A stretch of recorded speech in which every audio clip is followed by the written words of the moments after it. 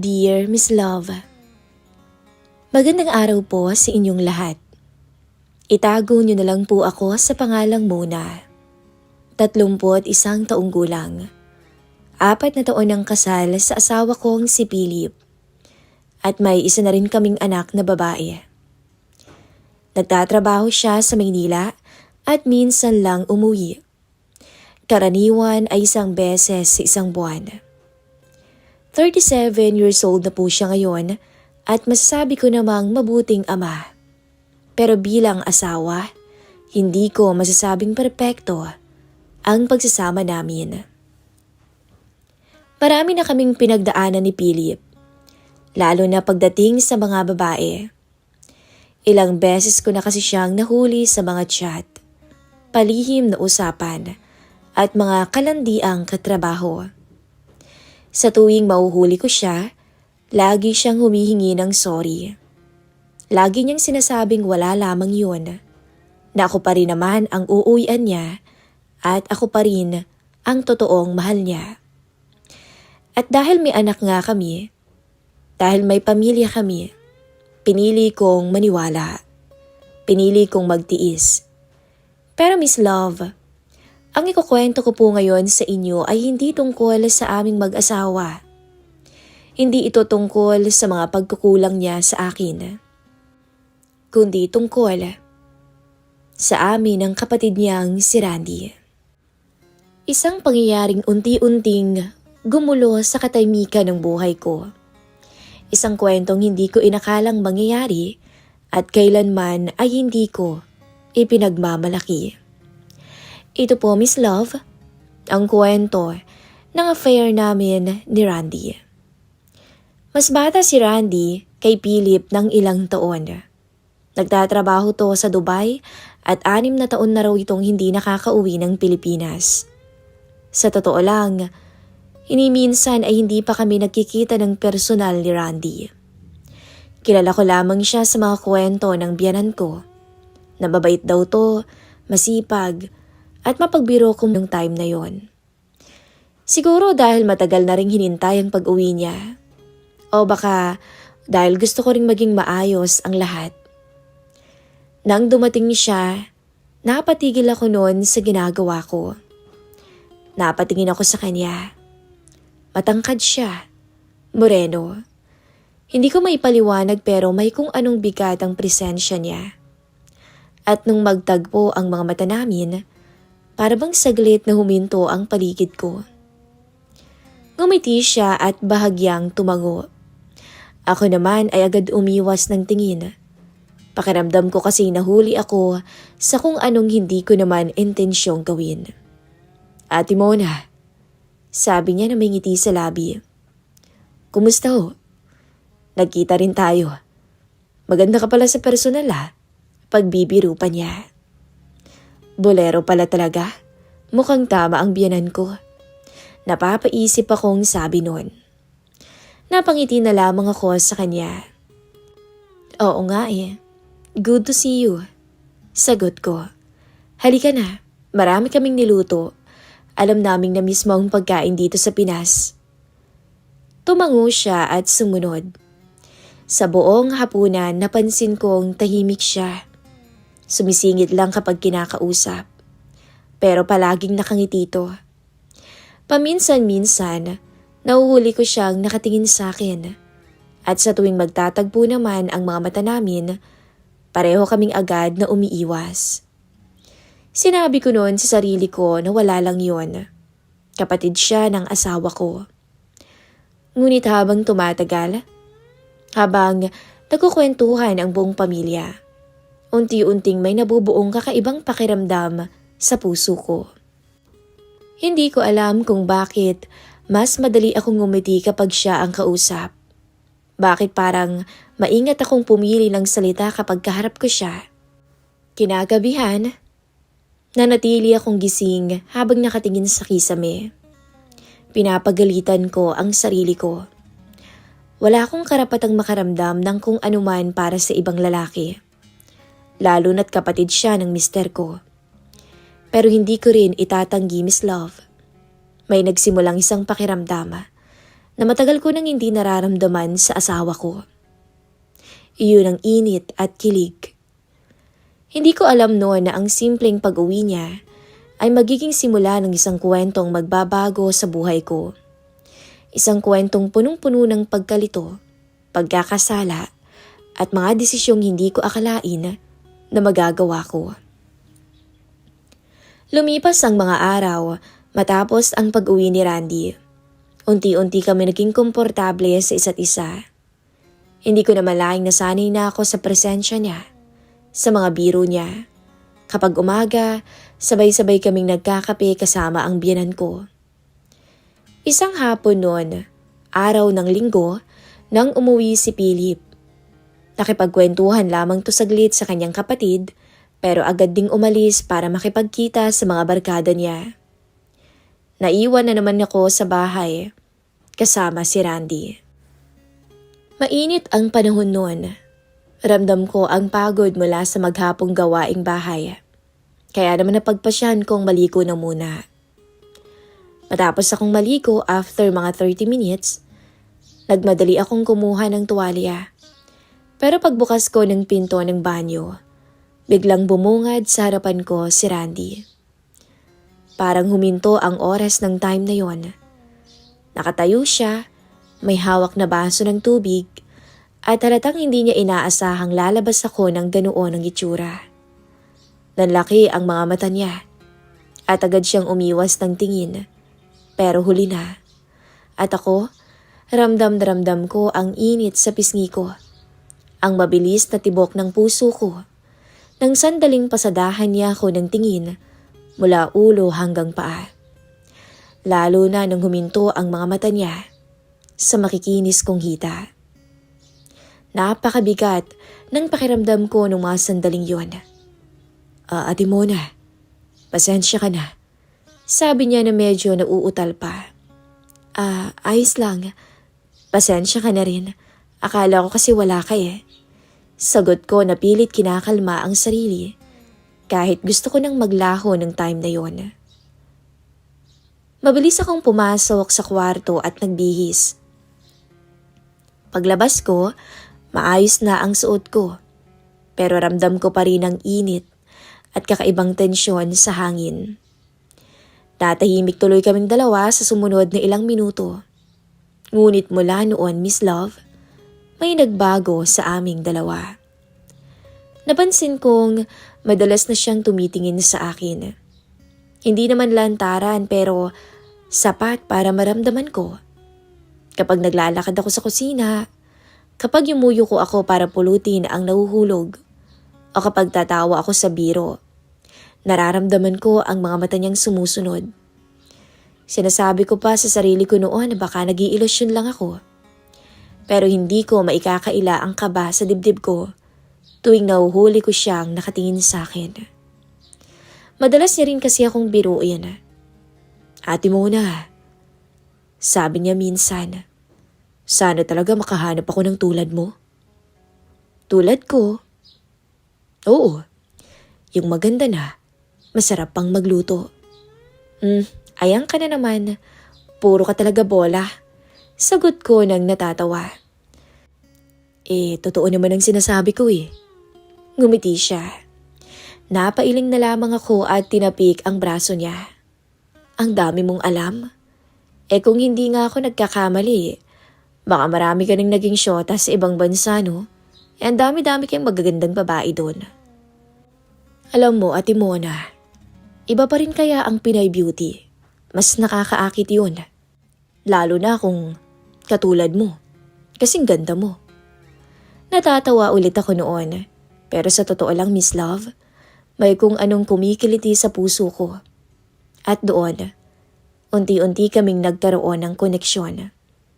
Alam kong mali ang nararamdaman ko. Asawa ako ng kuya niya. May pamilya. Pero sa bawat araw na lumilipas, mas nahihirapan akong pigilan ang sarili ko. Hindi pa man may nangyayari, pero ang mali siya ay unti-unti nang sumisiksik sa pagitan namin. At sa puso ko, alam kong nagsisimula na ang isang napakadelikadong laro. Isang gabi noon, nang magkayayaan silang uminom sa garahe ng bahay. Sabi ni Philip, pampalipas oras lang daw. Matagal na rin daw silang walang bonding na magkapatid. Kaya hinayaan ko siya. Kahit nakakatapos silang makipag-inuman sa mga kaibigan niya. Nagluto ako ng pulutan nilang dalawa.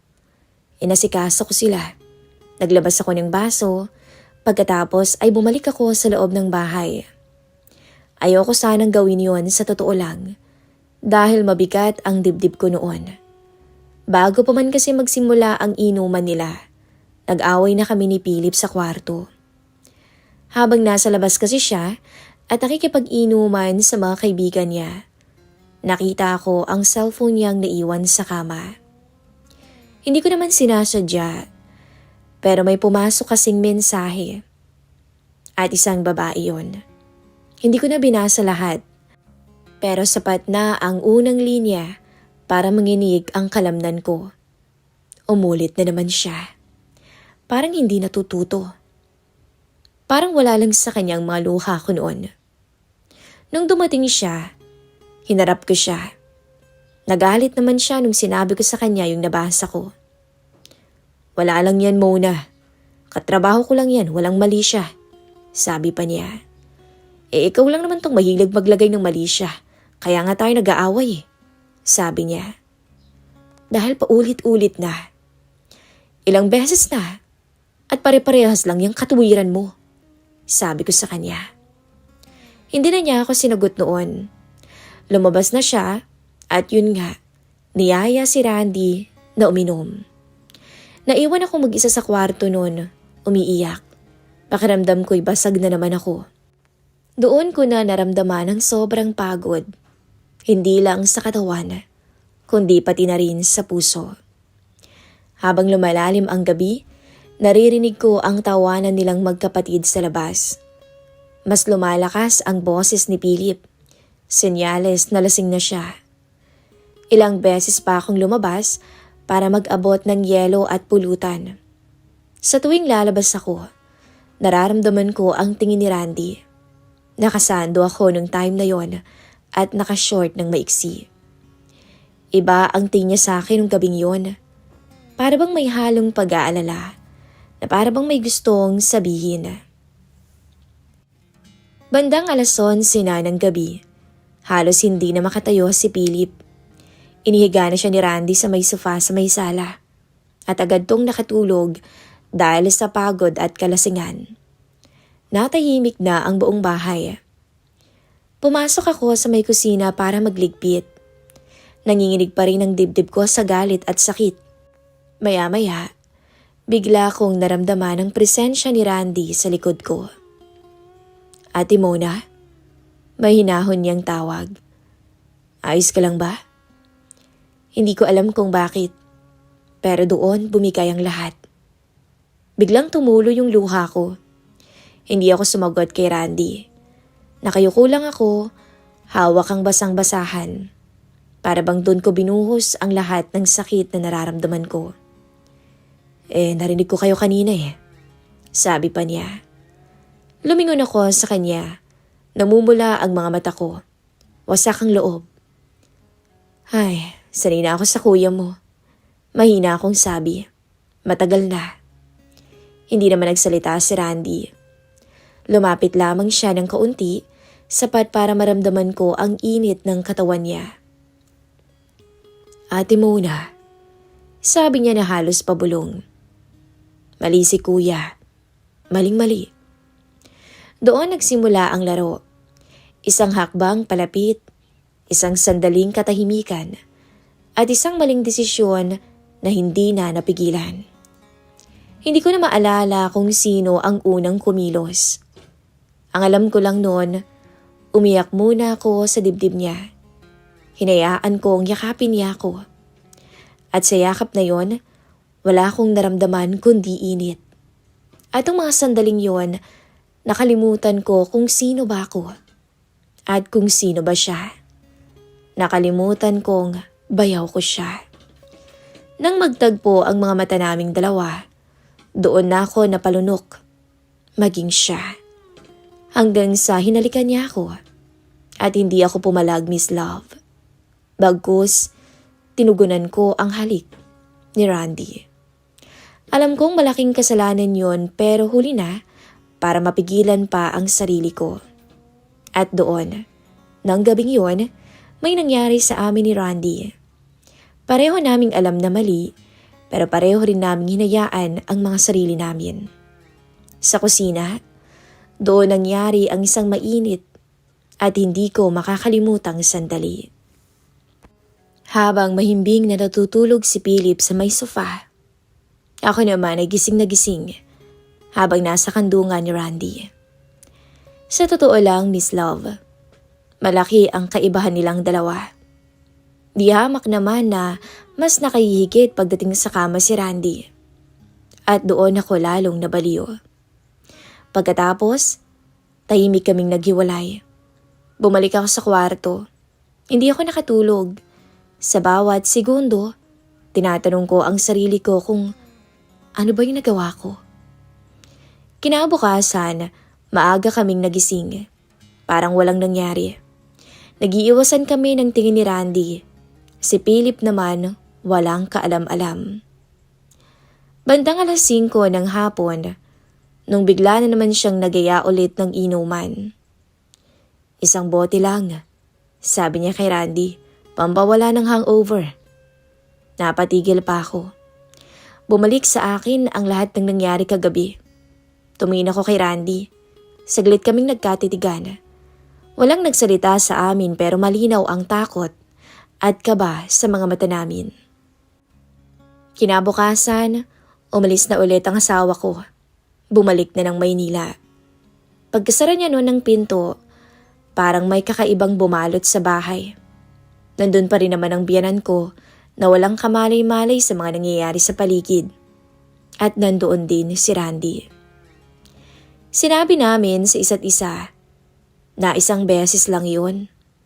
Naititigil na namin yun. Natapos na ang nangyari. Isang gabi lang yun na nadala kami ng emosyon. Pero yung totoo, hindi pala ganun kadaling putulin ang isang bagay na nagsimula na. Gabi noon, matapos kong patulugin ang anak ko, tumunog ang cellphone ko. Isang mensahe ang dumating. Akala ko galing sa asawa kong si Philip. Pero nung tingnan ko yon, nakita ko na galing kay Randy. "Tulog ka na ba, Ate Mona?" Matagal akong nakatitig sa screen bago sumagot. "Hindi pa."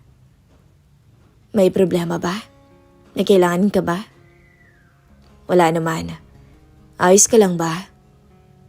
"Oo naman." "Randy, kalimutan natin yung nangyari. Hindi dapat nangyari yun, alam mo yan." Mula noon, pinilit na lang naming kalimutan ang lahat.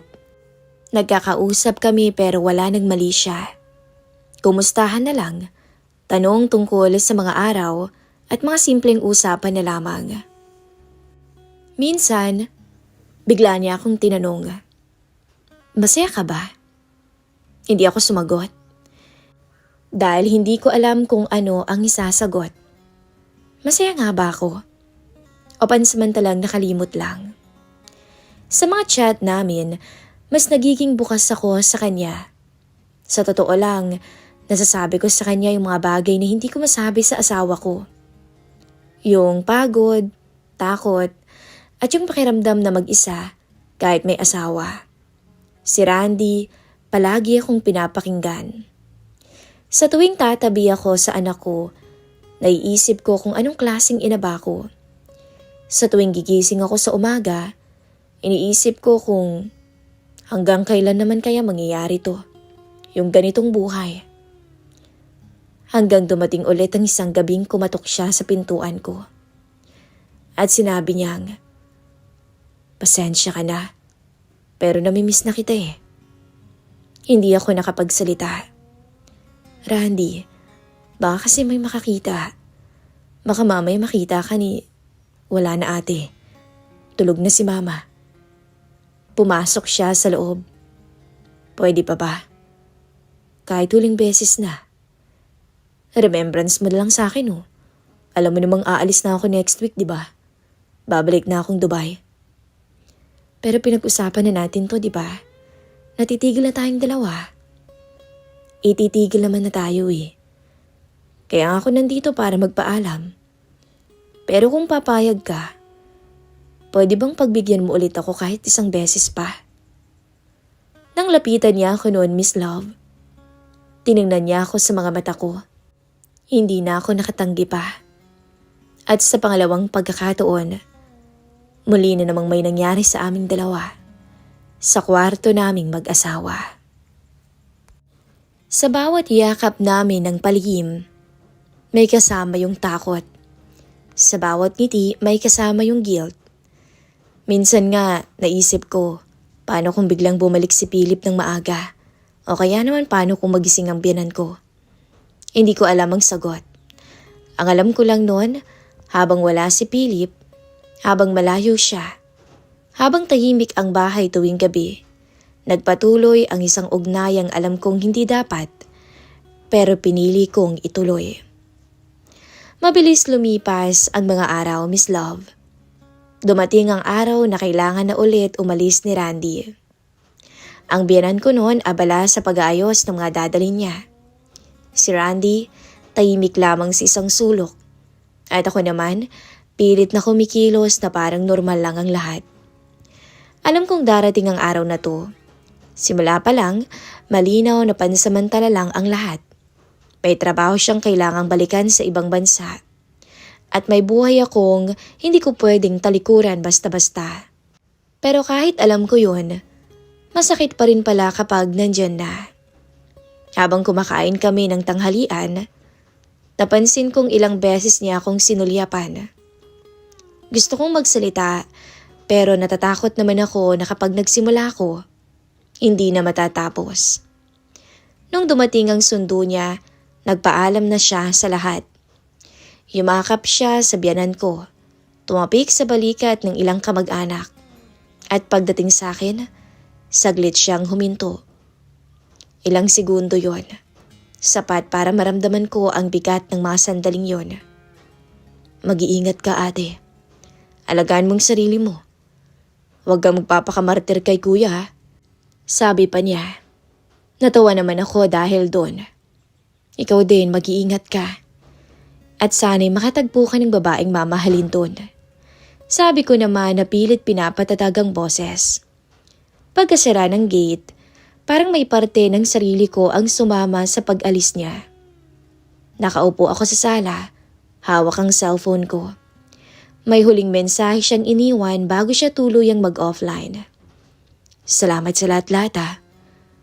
Hindi ko yun makakalimutan. Hindi na ako sumagot pa. Hindi dahil wala akong gustong sabihin, kundi dahil alam kong may mga bagay na mas mabuting hindi natugunan pa. Lumipas ang mga araw, bumalik ang routine ko. After 1 month, dumating ulit si Philip mula Maynila. May dala siyang pasalubong at humihingi ng sorry sa akin. Alam niya kasing hanggang ngayon, nagtatampo pa rin ako dahil sa paulit-ulit na ginagawa niya. Nung gabing tulog na silang lahat, biglang bumalik ang mga alaala. Alaala namin ni Randy na alam kong hindi basta-basta o hindi ko basta-basta makakalimutan. Miss Love, hindi ko pinagmamalaki ang ginawa ko. Hindi ko rin naman sinisisi ang kahit na sino. Ang sarili ko nga ang sinisisi ko. Dahil kahit alam kong mali, ay bumigay ako sa kapatid ng asawa ko. At alam kong habang buhay ko itong dadalhin bilang bahagi na ng pagkatao ko. Minsan tinatanong ko ang sarili ko kung nagkagusto nga ba ako kay Randy? O baka dahil dala lang ng hindi namin pagkakaintindihang mag-asawa, kaya ako nagawang pumatol sa kanya. Pero sabi nga, huli na ang lahat. Dahil nangyari na yon. Hindi na kami nagkausap pa ni Randy magmula nang umalis siya. Wala nang chat at wala na rin naman akong balita. At marahil ganun talaga. May mga kwento na kailangang tapusin ng tahimik Walang closure na malinaw. Ngayon, sinusubukan kong ayusin ang sarili ko ulit. Sinusubukan kong maging mabuting ina. Sinusubukan kong intindihin ulit ang asawa ko. Hanggang ngayon, dala-dala ko pa rin ang alaala namin ni Randy. Pero pinipili kong magpatuloy dahil hindi pwedeng manatili ako sa isang sandaling tapos na. Si Randy ay nasa ibang bansa na. May sarili na ulit siyang mundo. At ako, kailangan ko ring ipagpatuloy ang sarili kong mundo. Ito po ang kwento ko, Miss Love. Maraming salamat po sa pag-share ng aking kwento ng buhay dito sa inyong channel. Muli, ako po si Mona.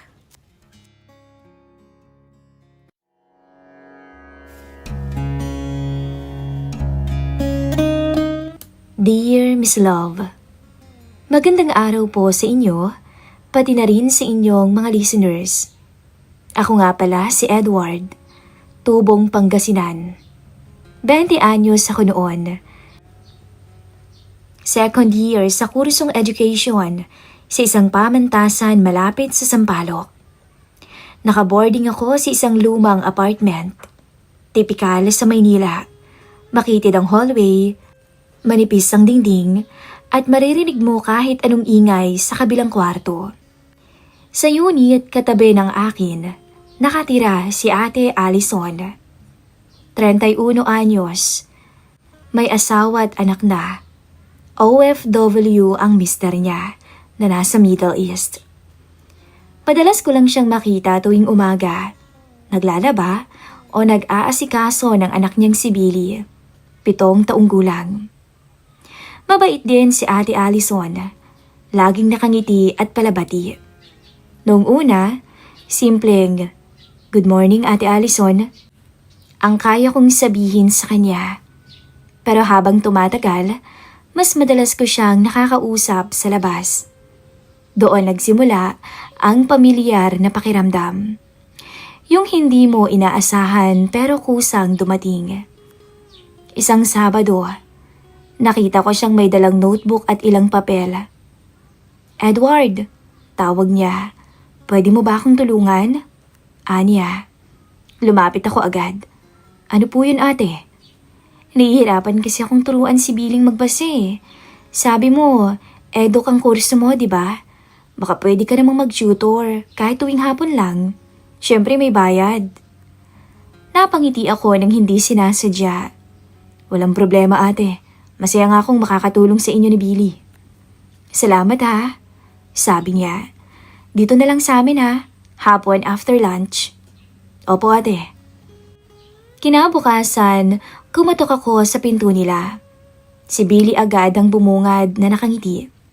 "Kuya Edward," sabi niya. "Uy, ready ka na?" Sagot ko.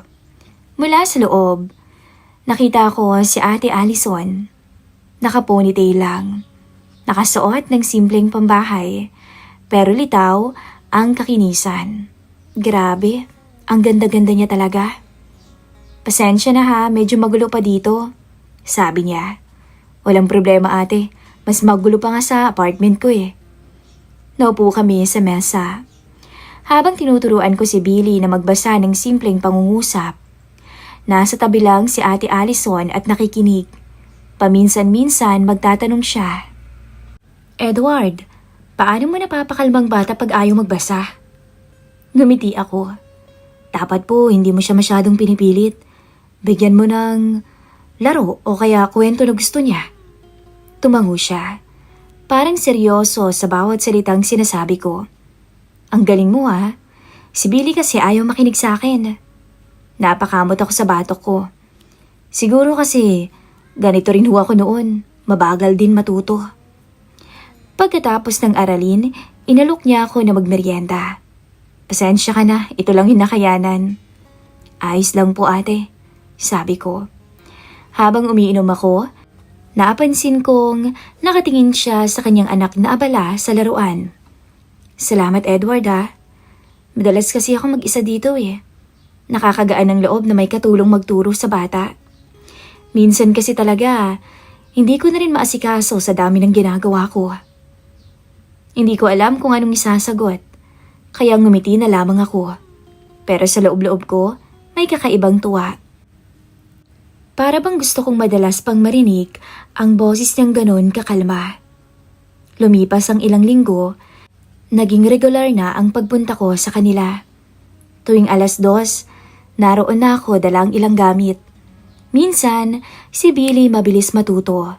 Minsan naman, masyadong maikli ang pasensya.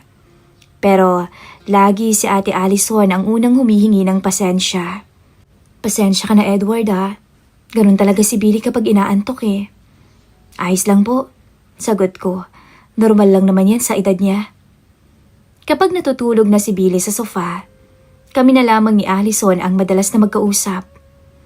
Nagkukwentuhan tungkol sa trabaho ng asawa niya, sa hirap ng pag-iisa, sa mga bayarin at sa araw-araw niyang buhay. Hindi madaling maging nanay na parang tatay din, sabi niya. Pero alam mo, mas mahirap talaga kung wala ka nang kasama, wala ka pa rin makausap. Napatingin ako sa kanya. Buti po, nasanay kayo. Siguro, pero hindi naman ibig sabihin nun okay lang. Hindi ko napigilang ngumiti. Ilang taon na ho ba si Kuya Joe sa abroad? Tanong ko. 4 na taon na rin. Ang tagal na ho pala. Tama. Ang tagal na. Ganon katagal na kung walang dilig, alam mo ba yon? Natawa ko sa sinabi niya. Masyado siyang prangka. Isang hapon, dumating ako ng medyo maaga. Kumatok ako pero walang sumagot. Nakabukas naman ang pinto, kaya sumilip na ako. Nandiyan po ba kayo, Ate Allison? Sumagot siya mula sa loob. Pasok ka, Edward. Saglit lang at nagsasampay ako. Anya. Pumasok ako at nilapag ang gamit sa mesa. Ilang sandali pa, bumalik siya. May dalang tuwalya sa balikat, pawisan pero nakangiti. Pasensya na ha, naisip kong magkusot ng konti bago ka dumating. Ngumiti ako. Okay lang po, total maaga pa naman. Tumigil siya sandali at parang nag-isip. Edward? Po? May sasabihin sana ako eh. Medyo kinabahan ako. Ano po yun? Kung sakaling may mapansin kang mga chismosa dito sa apartment, huwag mo nalang pansinin ha. May ilan kasing kung ano-anong sinasabi eh. Kasi raw, madalas kang nandito. Ganun ho ba? Medyo nahiya ako. Pasensya na ho kung nagmumukhang ganun. Tumawa siya. Hindi, ayos lang. Ang problema kasi, mabilis maglagay ng kulay ang mga tao. Naku, sanay na ho ako sa ganun. Pero alam ko namang wala naman akong ginagawang masama. Sabi ko. Tumingin siya sa akin. Saglit lang, pero sapat para mapatigil ako sa paghinga. Salamat, Edward. Nakangiti niyang sabi. Pag-uwi ko, hindi ko maalis sa isip ang tingin niyang yun. Hindi ko sigurado kung may ibig bang sabihin yun. Kinabukasan, kakarating ko palang galing school noon nang narinig kong tinawag niya ako sa labas. Edward! Anya. Lumabas naman ako. Hawak-hawak niya ang notebook ni Billy. May exam pala si Billy bukas eh. Pwede ba kitang kulitin ulit mamayang gabi? Gabi po? Tanong ko. Oo, mga 7:00. Hindi ako agad nakasagot.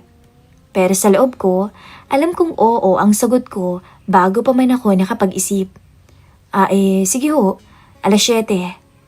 Ngumiti siya. Salamat ulit, Edward, ha? At nang gabi ngang yon, habang naglalakad ako papunta sa unit niya, dala-dala ang notebook ni Billy, hindi ko alam kung magtuturo lang ba talaga ako o kung may ibang matututunan akong hindi nakasulat sa kahit anong libro. 7:00 ng gabi nung kumatok ako sa pinto ng unit ni Ate Allison. Dala ko ang notes ni Billy. Handang ituloy ang pagre-review. Maayos ang paligid ng apartment. Tahimik na ang unit sa paligid. Karamihan ng border ay nasa kanya-kanya ng silid. Pagbukas ng pinto, siya agad ang sumalubong. Pasok ka, Edward. Kaso, nakatulog na si Billy. Pero sabi ko naman sa kanya magre-review kayo ulit. Baka maya-maya lang magising yan. Tumango ako. Ayos lang ho. Walang problema, Ate Allison. Nakaupo kami sa maliit na mesa. Ilang minuto pa lang pero halata akong hindi talaga ang pag-review ko kay Billy ang pakay niya. Nakatingin lang siya habang nag-aayos ako ng mga gamit. Para bang may gustong sabihin sa akin pero hindi niya masabi. Pero maya-maya lang. Alam mo, Edward, sabi niya, ang bilis ng matuto ni Billy mula nung ikaw yung nagturo. Napangiti ako. Magaling po kasi siyang bata, kailangan lang talaga ng pasensya. Pasensya? Ulit niya na parang nag-isip. Buti ka pa may ganun. Ako kasi madali na akong mainis. Napatingin naman ako sa kanya. Hindi po halata ah. Ngumiti siya. Hindi na ako nakasagot. Pinilit kong ibalik sa pag-aaral ang usapan. Gusto niyo bang tingnan yung spelling activity niya? Tanong ko. Tumango naman siya, pero hindi naman siya tumingin sa papel. Nakatingin lamang siya sa akin. Matagal, direkta, at may kung anong init sa mga mata. Edward, mahinahon niyang sabi. Naalala mo ba yung sinabi mo nun? Yung alin po? Yung sinabi mong matagal mo na akong hinahangaan. Parang biglang kumabog ang dibdib ko.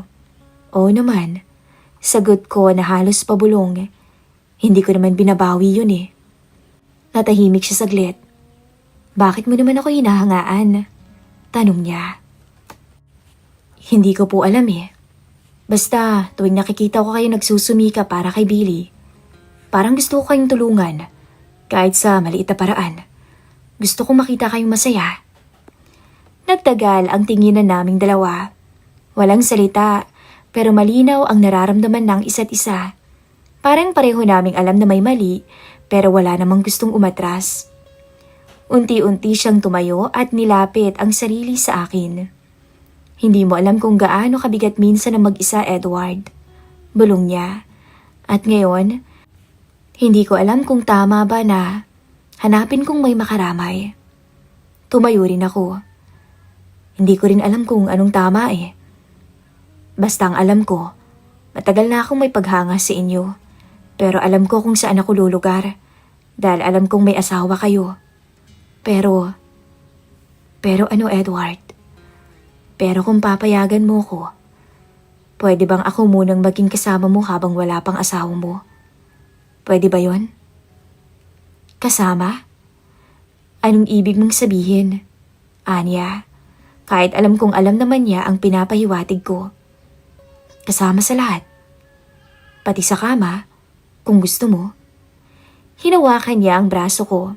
Mabagal at halos sabay ang bawat paggalaw namin. Para bang may humahatak sa aming papalapit. At nang magtagpo ang aming mga mata, wala na akong narinig kundi ang hinga naming dalawa. At doon, sa gitna ng katahimikan ng gabi, nangyari ang bagay na pareho naming hindi pinlano. Hindi kailangan ng salita, hindi rin kailangan ng paliwanag.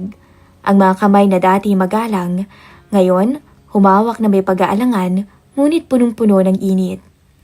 Ang pagitan naming dati malinaw sa hangganan, ngayon ay unti-unting naglalaho. Umantong kami sa silid niya. Pigil ang mga ingay dahil baka magising si Billy. Hindi ako makapaniwala na sa isang iglap, maangkin ko ang babaeng matagal ko nang hinahangaan. Ang kagandahan niya ay matagal kong pinagmasdan dahil alam ko na baka isang beses lang to mangyayari. Dahil hindi naman talaga siya sa akin. Pagkatapos noon, matagal kaming natahimik. Wala ni isa sa aming nagsalita agad. Si Allison nakaupo sa gilid ng kama. Tila nag-iisip ko anong mangyayari pagkatapos. Ako naman, nakaupo sa tabi niya. Walang masabi. Ang tanging naririnig ko ay ang marahang tunog ng bentilador at ang tibok ng puso ko. Edward, may nahon niyang sabi. Salamat ah. Huminga siya ng malalim at pinipigil ang luha. Matagal na akong hindi nakakaramdam ng ganito. Yung tipong may taong nakikinig, may nakatingin sa akin, hindi lang dahil naawa, kundi dahil naiintindihan ako. Ngumiti ako. Napalingon siya at tiningnan ako ng diretsyo. At ikaw, Edward, ano naman ako sa'yo? Hindi ako agad nakasagot. Hindi ko alam kung anong tawag dito. Pero alam ko sa sarili ko, Ate Allison, na importante kayo sa akin. Tumango siya. Parang tinatanggap pero sabay tinatanggihan. Kung ganoon, delikado to kapag nalaman ng ibang border, tapos tayong pareho. Hindi ko naman sasabihin kahit kanino eh. Sagot ko. Pero paano kung may makakita? Paano kung bumalik si Joe? Hindi ko alam. Kaya imbis na sumagot, hinawakan ko na lamang ang kamay niya na nanginginig. Wala naman akong hinihingi, Ate Allison. Kahit wala akong mapala, sapat na alam kong minsan nakasama kita sa isang gabing hinding-hindi ko makakalimutan. Pinikit niya ang mga mata. Parang gusto niyang paniwalaan ang sinabi ko pero natatakot. Kung gusto niyong kalimutan, ate, tatanggapin ko. Pero ano? Tanong ko. Pero hindi ko kakalimutan. Hindi na siya nagsalita ulit. Tumayo siya at inayos ang kumot ni Billy na natutulog pa rin sa kabilang kama. Ilang minuto siyang tahimik bago muling lumingon sa akin. Umuwi ka na? Baka hindi na to gumising eh. Hindi na kayo makakapag-review. Tsaka alam ko, napagod ka, kaya magpahinga ka na. Napangiti ako at tumango dito. Kinuha ko na ang gamit ko at lumapit sa pinto. Pero bago ako lumabas, nagsalita pa siya. Edward. Po? Salamat ulit. Ngumiti ako. Walang anuman, Ate Allison. Lumabas ako ng unit at dahan-dahang sinara ang pinto. Sa labas, naroon lang ang madilim na pasilyo at ang mga ilaw ng pinto ng ibang border. Wala namang kakaiba sa paligid. Pero sa loob ko, alam kong may nangyari na hindi ko makakalimutan. Pagpasok ko sa sarili kong kwarto, naupo ako sa gilid ng kama. Wala akong naramdamang pagsisisi, pero may mabigat sa dibdib ko. At hindi ko alam kung anong mangyayari bukas. Sa pagitan ng dingding namin, naririnig ko pa ang mahinang ingay ng electric fan mula sa kabilang kwarto. Tila paalala na magkalapit lang kami pero dapat magkalayo. At nung gabing yon, hindi ako makatulog. Hindi dahil sa ginawa namin, kundi sa tanong na paulit-ulit na tumatakbo sa isip ko. Mauulit pa kaya yon? Simula nung gabing yon, nagbago na ang lahat. Hindi na ako basta tutor ni Billy at hindi na rin ako basta kapitbahay lang. Kinabukasan nga noon, nagkahiyaan pa kami ni Ate Allison. Pareho kaming nag-iwas ng tingin pero sa bawat sulyap, para bang may unawaan na hindi na kailangang banggitin. Edward, salamat ulit ha. Sabi niya habang inaasikaso si Billy. Walang anuman po, Ate Allison. Sagot ko na halos pabulong. Mula noon, parang naging maingat kami sa bawat kilos. Kapag ando ng ibang border, halos hindi kami nagkikibuan. Pero sa tuwing tahimik ang paligid, may mga tingin at ngiti na parang lihim naming wika. Lumipas ang mga linggo, naging routine na ang pagtuturo ko kay Billy. Pero pagkatapos ng aralin, lagi kaming nauupo na magkatabi ni Ate Allison. Nagkakape o nagkukwentuhan. Doon, unti-unti kong nakilala ang ibang panig niya. Minsan, gusto ko nang umalis sa Maynila. Sabi niya, tahimik sa probinsya namin, pero hindi ko naman kayang iwan tong maliit naming hanap buhay dito. Mula nung umalis si Joe, ako na lahat. Mahirap, Edward, pero kailangang kayanin. Hindi ko maiwasang humanga. Sa labas, normal lang siyang ina, pero kapag nakilala mo ng mabuti, mararamdaman mong ang dami niyang binubuhat sa buhay. Siguro, ang lakas niyo talaga, no? Sabi ko. Napangiti siya. Hindi ako malakas, Edward. Natuto lang akong kayanin. Buhatin lahat. Kahit hindi ko na kaya minsan. Dumating ang isang linggong halos araw-araw akong nandoon. Si Billy tuwang-tuwa na sa pagbabasa. Kaya Edward, mabilis na ako ngayon oh. Oo nga eh, ang galing mo na. Sagot ko. Si Allison nakatingin lang at nakangiti. Pero sa likod ng ngiti, ramdam kong may kung anong kaba. Lalo na tuwing magtatagpo ang mga mata namin. Isang gabi, habang nag-aayos ako ng gamit, napansin kong nakatayo siya sa may pinto ng kwarto ko. Edward? May nahon niyang tawag. Ate Allison?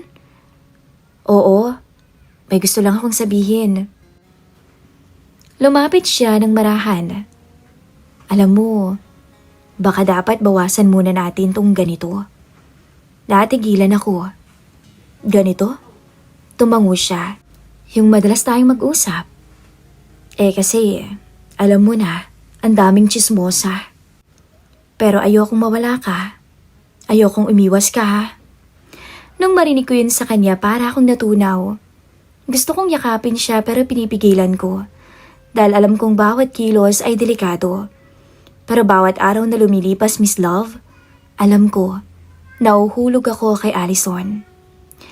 Isang gabi, narinig kong nag-aaway sila ng asawa niya sa tawag. Hindi ko sinasadya yun, pero rinig na rinig dahil pagitan lang naman ng dingding namin ay plywood. Hindi mo alam kung gaano kahirap dito, Joe. Sigaw niya. Pera lang ba talagang kaya mong ipadala? Hindi mo ba ako naiisip? Akala ko ba tapos na yung kontrata mo? Akala ko ba uuwi ka na? Matagal bago sumagot sa kabilang linya, pero malinaw ang huling sinabi ni Allison. Hindi perang kailangan ko, Joe. Kailangan ka rin namin. Kailangan kita. Pagkatapos nun, natahimik. Ilang minuto akong nakatulala. Hawak ang libro pero wala sa binabasa ko ang isip ko. Gusto kong pumunta sa kanya pero alam kong hindi dapat. Maya-maya, may kumatok sa pintuan ko. Si Allison. Pasensya ka na, Edward. Sabi niya agad. Medyo namumugto ang mata. Ang ingay ko yata kanina. Napalakas yung boses ko. Ayos lang, sabi ko. Tumango siya pero hindi siya umalis. Edward? Po? Pwede bang dito muna ako sandali? Ayoko lang mag-isa sa kwarto.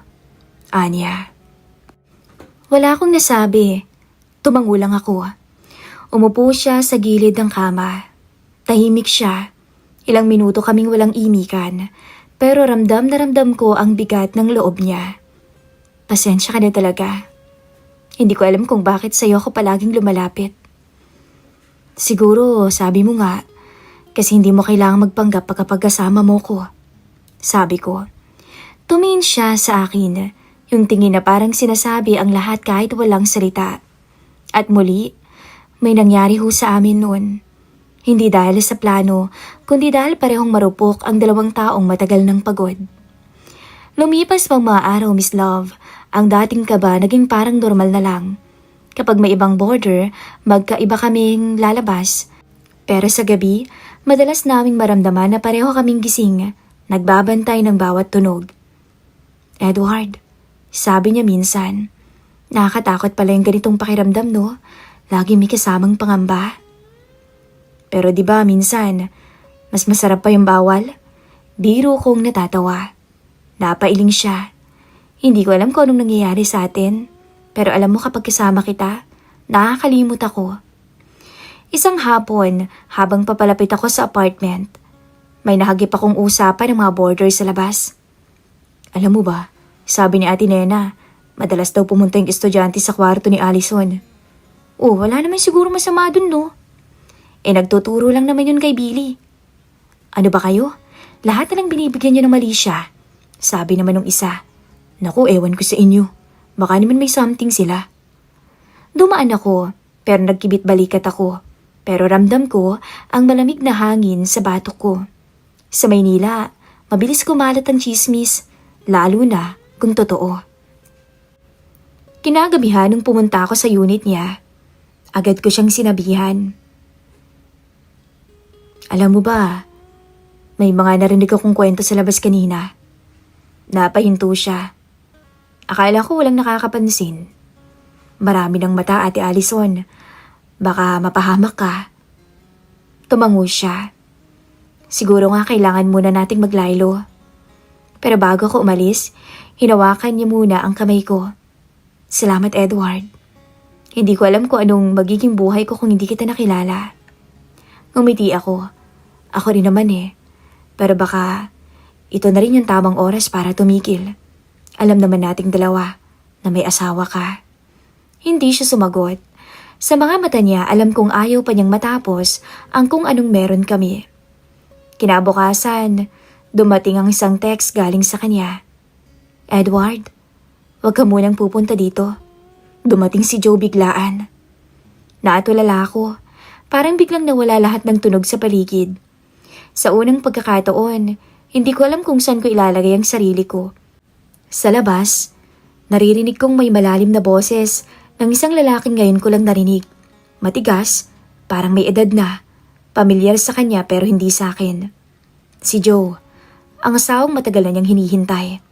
At ako lang yung estudyanteng kapitbahay na nagkamali ng minahal.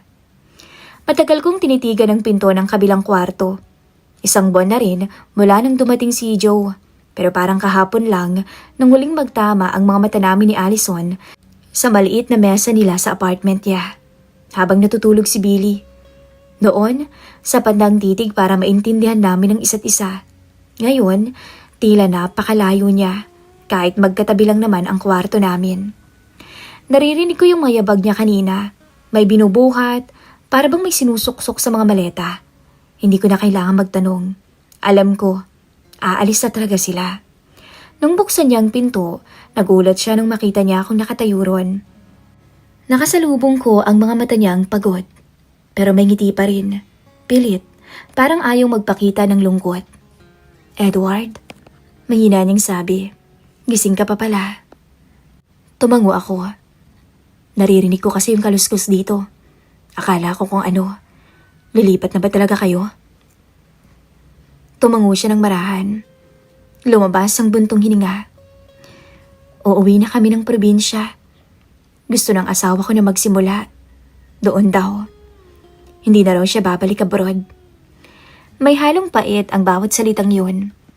Alam kong hindi lang tungkol sa lugar ang gusto niyang takasan, kundi pati ang mga alaala namin. Ang alaala naming dalawa. Hindi ka man lang nagsabi. Sabi ko na pilit kong tinatago ang bigat ng boses ko. Akala ko kasi may panahon pa. Ngumiti siya. Pero kung sinabi ko sa'yo, baka mahirapan ka, pati na rin ako. Tahimik kaming dalawa. Gusto kong magsalita pero natatakot ako na anumang sabihin ko ay mas makakasakit lang. Kaya tinanong ko na lang siya.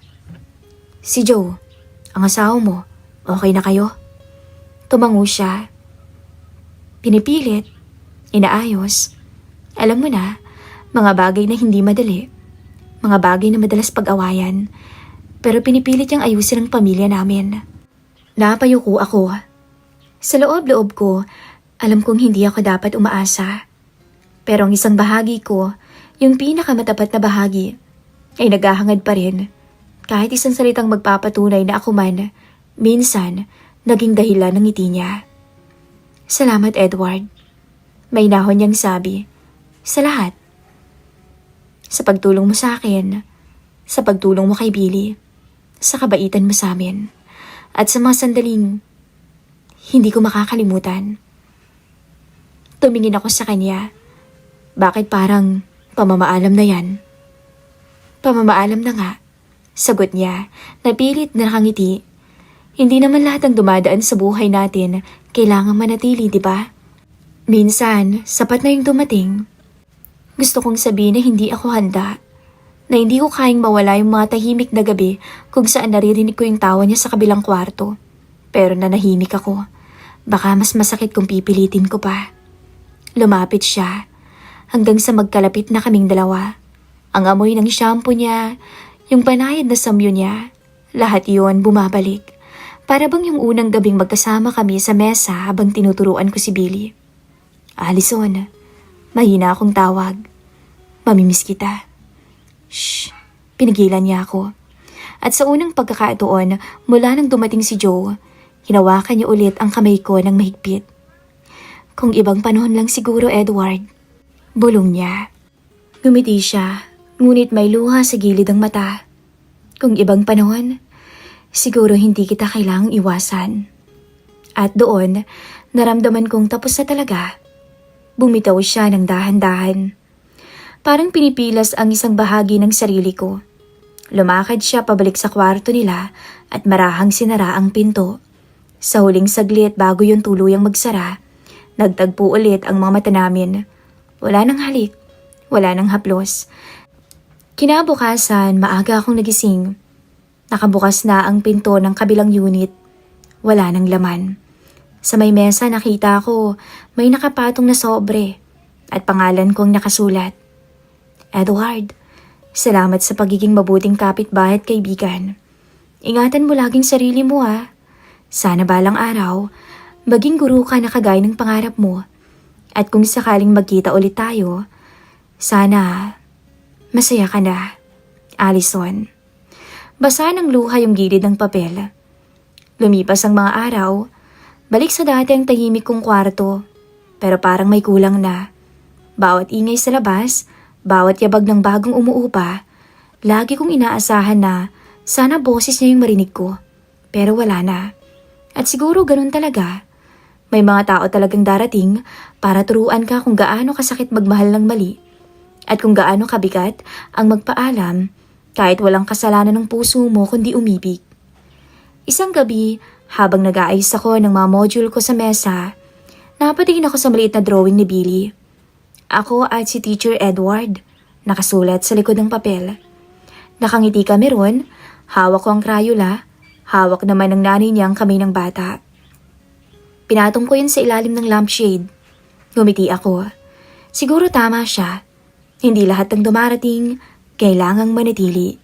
Pero may ilan, kahit lumayo, mananatiling alaala na lang sa pagitan naming dalawa. At doon ko lang tuluyang tinanggap na tapos na kami. Pero hinding-hindi ko makakalimutan kailanman si Ate Allison. Ito po ang mikling karanasan ng aking buhay pag-ibig. Maraming salamat po Miss Love sa inyong pag-ere ng aking mixing kwento. Muli, ako po si Edward na isa ng ganap na guro ngayong kasalukuyan.